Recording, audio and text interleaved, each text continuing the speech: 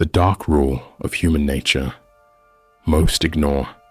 The way you adjust your tone, filter your thoughts, reshape yourself depending on who you're with. So you adapt. You read the room. You become what's needed. People like you, accept you, stay.